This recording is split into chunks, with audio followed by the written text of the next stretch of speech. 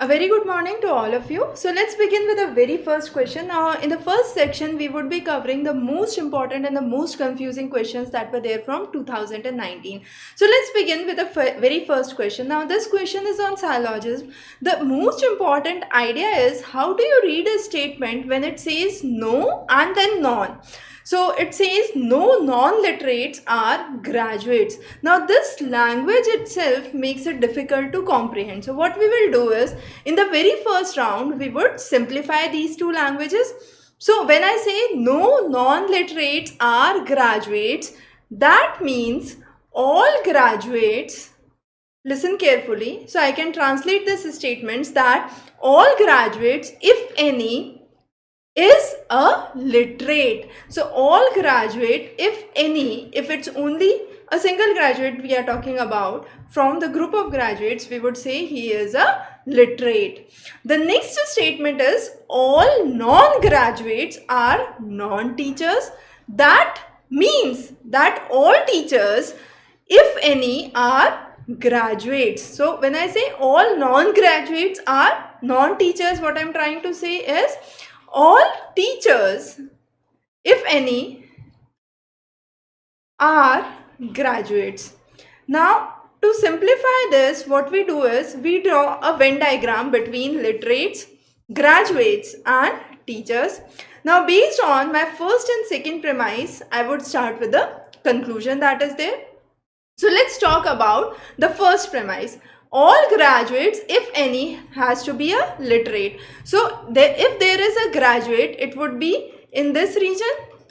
That means beyond that region, everything is useless. So I shade out this region. Okay, that means graduate, if any, would be present in this area. So that is the first thing we keep in mind. So the dotted area is just to make it clear for you. However, we don't put dots here. We just cross the area which is not relevant as we have done in our lectures on syllogism. Now, my second statement says all teachers, if any, are graduates. So all teachers are graduates. That means teacher cannot be in the region where you do not have graduates. So teachers, if any, would be graduates. So I remove this area. Now what I am left with is this region.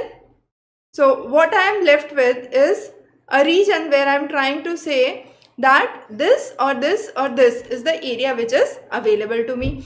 Now let's talk about the conclusion. My first conclusion says all teachers are non-literates. Now teachers can be here, here or here. So if the teachers are here, they are literate. So this statement becomes incorrect. The next statement says all teachers are graduates. So teachers, if any, would be in this region. And this is the region where you have graduates and teachers which are intersected. So if I say all teachers are graduates, it is a correct statement because teacher, if any, would be a graduate. Okay. The next statement says all non-teachers are non-graduates. So anything outside teacher. So this is the circle of teacher. Anything outside the teacher is a non-graduate. That is incorrect because this section would have graduates also. So this statement becomes incorrect. Now moving on to the last statement. No non-literate is a teacher. That means all teacher, if any, has to be literate. That is again incorrect because when that is again correct, sorry, because we have all teacher, if any, has to be literate. So that means teacher would be in this region and this is the region where you have literates. So you would have this as the right option. So you have 2 and 4 as the right option. Now at many times you have problems with the answer key that are there. So just to keep that in mind, you should have the concepts very clear. I repeat this this is very important. I repeat it again. When I say no non-literates are graduates, you would translate it to all graduates, if any, are literate. So no non would make it literate. Okay, so it's kind of negation of the negation which makes it positive. So negative negative positive.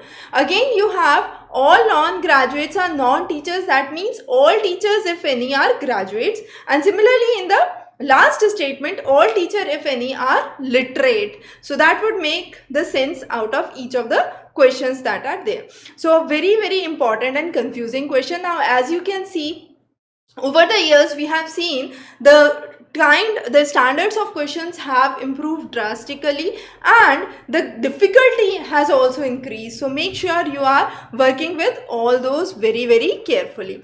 The next is a very interesting question. What is a think aloud procedure? Now think aloud procedure is a procedure to investigate the learner's strategy. Now how it is done? A group of people are asked to verbalize learning. Now when they are verbalizing learning, or they are working on certain data that is stored or observed, we try to analyze the strategy that would be used by the learner, or the person who is using it. So verbalizing of the learning is one of the processes which is known as think aloud procedure, and therefore think aloud procedure is used to investigate learning strategy. It is also called as one of the strategies where we focus on someone's thinking. So that is again how experts do the learning process and analyze it. The next question is a very interesting question. The original question that was there in the question paper had a problem with the question that they were trying to put up. So towards the last, we are trying to find out the power of the plant. Now, how we will find out the power of the plant? The geothermal reserve has a stored heat, and then we have the efficiency that is there. So what we do is we simply multiply it by the efficiency. Now this is the total energy that is there. Now what we have to find out is the power of the plant. Now power of the plant would be found out by what? The energy that is delivered per second. Okay, so how do we find out that? So this is the total energy that is delivered across a year. So divided by 365, multiply it by 24, that is the hours of a day. So days in a year, hours of a day, and then 16 to 60, that is minutes and seconds. So you have 3600. Okay, so this is how we will solve it, and then when we solve it, we have an answer which comes out to be 63.4 gigawatts. So we have the values of watts. We would convert, so the answer you would get here would be in watts. You would convert it into gigawatts. Now this was a very interesting question. In fact, a very direct question, but a very different question that was asked for your 2019 paper. But similar questions were asked when you had the 2017 paper, where questions were based on finding out the logarithmic values or the values of each of the earthquake indices that were there. Okay, I believe there are no questions so far. Okay, coming on to the next question.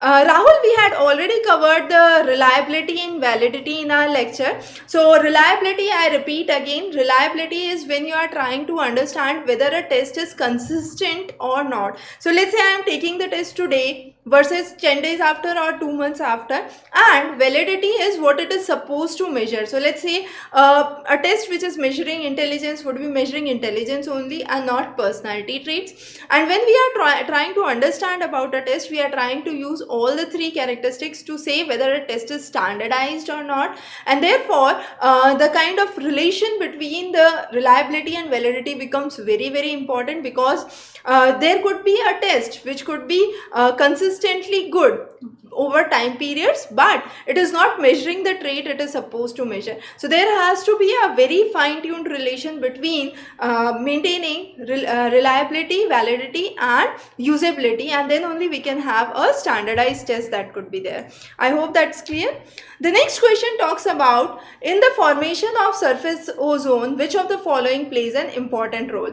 Now this is a very important question. There are two types of ozone that we understand. The first is stratospheric ozone, which is present in the stratosphere. We have covered a separate lecture on that, so you can just go to YouTube Examrace and check out our lecture on formation of stratospheric ozone.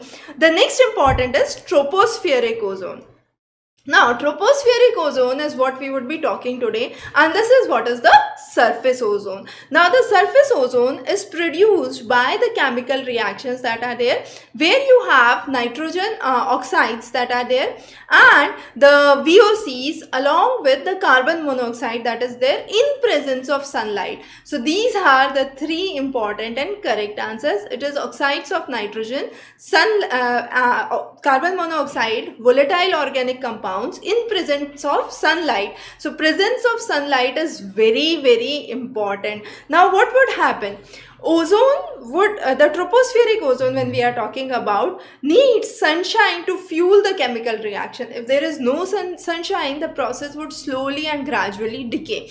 So that's one of the reasons the content of tropospheric ozone, or the pollutant which is called as ozone in the lower layers, is highest during the peak sunlight hours or during the day times that is there. So it's very important to understand. Also, ozone in the stratosphere protects us from harmful ultraviolet rays, but this tropospheric ozone acts as a pollutant. And how does this pollutant form? That is by the chemical reaction of oxides of nitrogen, carbon monoxide, VOCs in presence of sunlight. I repeat again.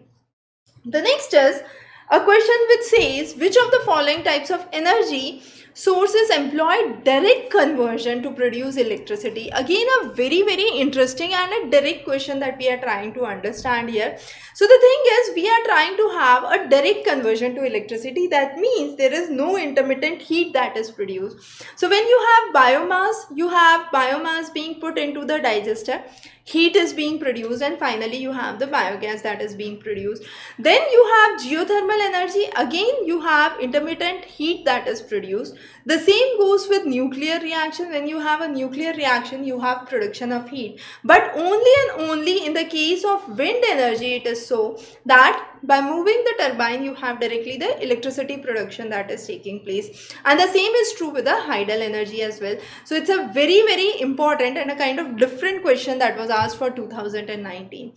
The next is one of the most important questions, and probably a very sure question for your next exam also. And this question talks about grounded theory, a very important concept in mainly psychological researches, but yes, definitely researchers in general. What is a grounded theory? As the name suggests, it is a systematic methodology which is grounded in person's experience, we can say. Now, when I say something is grounded in my experience and I am trying to work on it, how is it actually possible? So let's say you are trying to understand the process of becoming, let's say, a topper in a university. So what would happen? There would be certain ways through which you would question people. So it is mainly interview, which is one of the major techniques that we employ when we are talking about grounded theory. And as we said, it is grounded in person's experience. We are trying to understand the various aspects through of analyzing the data that is collected through interviews. Now, what is the way under which we do? First is we do a theoretical sampling. We consider only those people who would be potential toppers or who are performing good in their class. So what we are trying to do is we are trying to do a theoretical sampling here.